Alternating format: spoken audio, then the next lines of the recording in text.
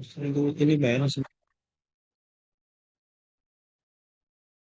Assalamualaikum warahmatullahi wabarakatuh. Jadi anak-anak sekalian, hari ini kita akan coba belajar bagaimana cara kita beriman terhadap kitab. Yang patut kita pikirkan, bagaimana cara Allah Subhanahu wa Ta'ala menurunkan kitab-kitab itu pasti ada guna dan manfaatnya. Di dalam Al-Quran, sesuai yang agama yang kita pelajari, bahwasanya sebelum turunnya Al-Quran itu kita harus mengimani ada kitab-kitab yang turun kepada nabi-nabi sebelum Nabi Muhammad. Nah, di dalam ini yang wajib sesuai dengan Al-Quran itu ada 4 kitab yang wajib kita imani. Yang pertama itu ada kitab Taurat yang diturunkan kepada Nabi Musa. Yang kedua ada kitab Zabur yang diturunkan kepada Nabi Daud. Yang ketiga ada kitab Injil yang diturunkan kepada Nabi Isa. Dan yang keempat ada kitab Al-Quran yang diturunkan kepada Nabi Muhammad SAW. Sekarang kita akan membahas satu persatu dari kitab-kitab tersebut. Kitab yang pertama yaitu kitab Taurat yang diturunkan kepada Nabi Musa alaihissalam. Itu kitab yang diturunkan di daerah Mesir yang diperuntukkan bagi bangsa Bani Israel, yang berisi tentang 8 larangan dan 2 perintah, atau yang sering kita dalam istilahnya disebut dengan Ten Commandment, atau kitab yang berisi tentang 10 perintah Tuhan. Kitab yang kedua yaitu ada kitab Zabur yang diturunkan kepada Nabi Daud alaihissalam, yaitu yang diturunkan kepada Nabi Daud di Darussalam, sama seperti kitab Nabi Musa, yaitu kitab Taurat tadi. Kitab Zabur oleh yang diturunkan Allah kepada Nabi Daud ini diturunkan juga kepada Bani Israel, dan isinya yaitu hanya berisi tentang puji-pujian kepada Allah, cara berzikir, doa, nasihat, serta hikmah-hikmah. Ya. Jadi di 2 kitab ini belum ada perintah untuk bagaimana cara melaksanakan ibadah. Selanjutnya kitab ketiga yaitu kitab Injil yang diturunkan Allah kepada Nabi Isa alaihissalam. Kitab Injil ini diturunkan di Yerusalem. Sama seperti kitab-kitab sebelumnya, yaitu untuk diperuntukkan bagi Bani Israel. Ya. Isi kitab Injil ini berisi tentang tuntunan hidup, zuhud, dan isi kitab-kitab sebelumnya. Sedangkan kitab yang terakhir yaitu kitab Al-Quran yang diturunkan Allah Subhanahu wa Ta'ala kepada Nabi Muhammad SAW itu turun di Mekah dan Madinah.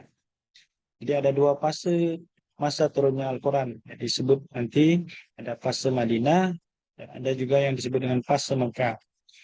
Isi Al-Quran ini berisi tentang akidah, hukum, syariat, dan muamalah. Kegunaan Al-Quran adalah sebagai penyempurna dari kitab-kitab sebelumnya. Jadi Al-Quran adalah menyempurnakan dari kitab-kitab yang diturunkan Allah Subhanahu wa Ta'ala, yaitu penyempurna bagi kitab Injil, Zabur, dan Taurat. Ya. Selanjutnya kita akan mencoba bagaimana pengertian iman kepada kitab Allah. Nah, kalau kita lihat bahwasanya pengertian dari kata iman, yaitu iman adalah percaya. Dari kata amana yu'minu imana. Ya.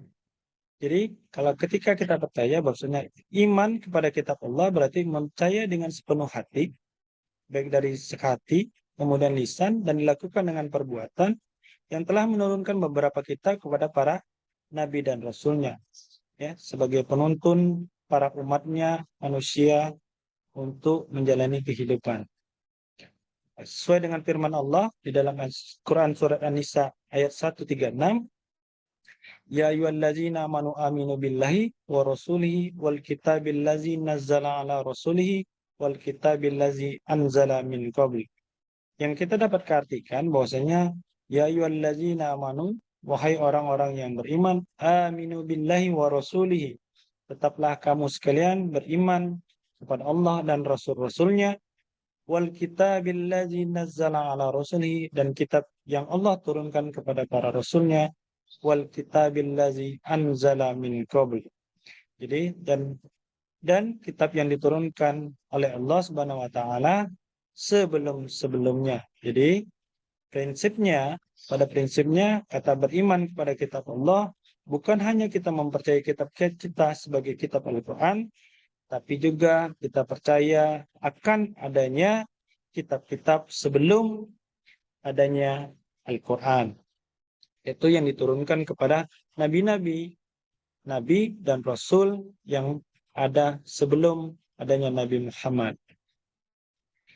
Yang pertama, selanjutnya kita akan mempelajari kandungan atau isi dari kitab Taurat. Ya, yang pertama tadi saya sudah jelaskan bahwasannya kitab Taurat itu turunnya bagi Bani Israel. Ya. Kemudian ada 10 isi kitab Taurat. Yang pertama, jangan ada padamu ilah lain di hadiratku. Kemudian ada jangan membuat patung, jangan kami menyebut Tuhan Allah dengan sia-sia. Itu ada 10 perintah yang berisi 8 perintah dan 2 larangan. Ya. Jadi termasuk ada larangan menjadi saksi palsu. Selanjutnya, isi kitab Zabur. Ya, yang saya sudah jelaskan tadi bahwasanya kitab Zabur itu berisi tentang zikir, doa, nasihat, dan hikmah serta kumpulan pujian-pujian kepada Allah atas segala nikmatnya. Sesuai dengan Al-Quran dalam Quran surat Al-Isra ayat 45, wa rabbuka a'lamu bima fis samawati wal ard.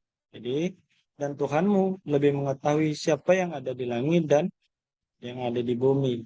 Ya. Selanjutnya kitab Injil sama seperti kitab-kitab sebelumnya. Kitab Injil ini di dalilnya ada di Quran surat Al-Maidah ayat 26, ya. Bahwasannya kami iringkan jejak mereka nabi-nabi yang berasal dari Bani Israel dengan Isa putra Maryam, ya. Jadi Nabi Isa ini berasal dari Bani Israel juga, ya. Selanjutnya Al-Quran. Al-Quran itu isi Al-Quran itu sesuai dengan dalilnya bahwasanya Al-Quran itu di Quran surat Al-Hijr ayat 9. Inna nahnu nazzalna dzikra wa inna lahu lahafizun. Sesungguhnya kami telah menurunkan az-zikr Al-Quran itu dan sesungguhnya kami benar-benar yang memeliharanya. Dan isi Al-Quran itu sendiri, ya, kitab yang kita pelajari selama ini, yaitu pertama ada isinya tentang tauhid, ya, yaitu tentang keimanan kepada yang gaib. Yang kedua ada syariah, itu berisi tentang hukum-hukum Allah. Yang ketiga itu ada akhlak, tentang pedoman berakhlak. Yang keempat ada ibadah, tentang hubungan manusia dengan Allah. Yang kelima ada muamalah, yaitu hubungan manusia dengan manusia. Yang keenam ada sejarah, berarti kisah-kisah para nabi dan rasul pada umat-umat terdahulu. Yang ketujuh ada al-wa'ad dan al-wa'id, yaitu janji-janji Allah kepada orang-orang yang beriman dan kepada orang-orang yang kafir, serta termasuk adanya hari pembalasan pada hari kiamat nanti.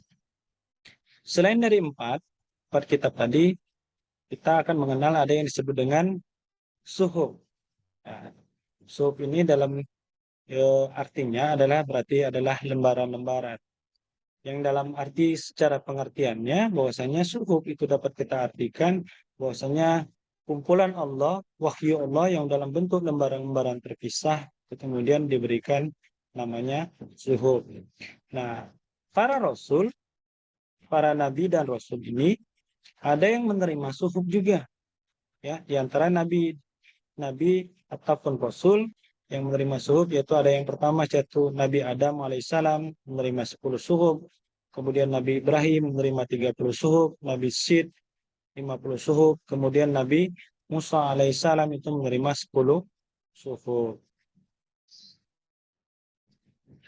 Selanjutnya setelah kita mempelajari cara beriman kepada kitab-kitab Allah, Bagaimana caranya untuk menemukan rasa beriman kepada kitab-kitab Allah?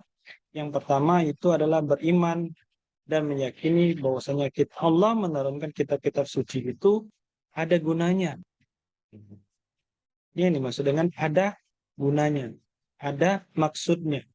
Yang kedua, beriman dan mempercayai nama kitab-kitab suci yang sudah kita ketahui. Seperti kita yang sudah dikatakan tadi, bahwasanya di dalam agama kita mengajarkan bahwasanya Al-Quran itu diturunkan adalah sebagai rahmatan lil alamin. Berarti di dalam Al-Quran pun termasuk ada salah satu isinya adalah cerita tentang umat-umat terdahulu, cerita tentang rasul-rasul terdahulu. Jadi bahwasanya apapun yang isinya di dalam Al-Quran itu wajib kita meyakini dan mempercayainya sebagai kitab yang kita yakini memang itu kitab yang berasal dari Allah. Nah, yang ketiga yaitu meyakini kebenaran informasi yang terkandung di dalamnya dan mengamalkan kitab. Nah, ini yang kita maksudkan sebagai isi dari poin yang pertama dan poin yang ketiga. Ya. Yang terpenting adalah mengamalkan kitab yang kita percayain dan kita yakini. Nah, kemudian setelah kita mempelajari, meyakini, nah akan memunculkan sikap yang menunjukkan kecintaan kita terhadap kitab kita itu sendiri. Nah, bagaimana caranya menumbuhkan sikap cinta kita terhadap Al-Quran? Kitab kita Al-Quran, itu yang pertama adalah membiasakan diri adalah membaca Al-Quran itu sendiri. Ya, karena dengan membaca kita akan semakin mendekatkan diri dengan kitab kita sendiri. Semakin kita membaca, maka Al-Quran itu akan semakin dekat dengan kita.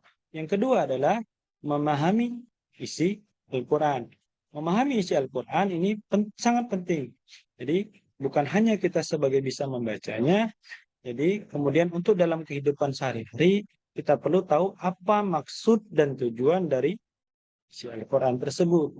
Ya, sehingga tidak menyalahkan artinya atau menyalahkan maksud dari dan tujuan yang diturunkan dari Al-Quran tersebut. Yang ketiga adalah mengamalkan dalam kehidupan sehari-hari. Jadi setelah kita mengetahui membacanya, kemudian mengetahui isinya, memahami, kemudian selanjutnya tahapan selanjutnya adalah mengamalkan isi Al-Quran. Karena Al-Quran ini salah satunya adalah rahmatan lil alamin. Ya, jadi salah satu fungsi Al-Quran tadi yang terakhir yaitu adalah sebagai kitab, ya, kitab rahmatan lil alamin dan kitab yang penyempurna dari kitab-kitab sebelumnya. Saya kira itu saja untuk hari ini.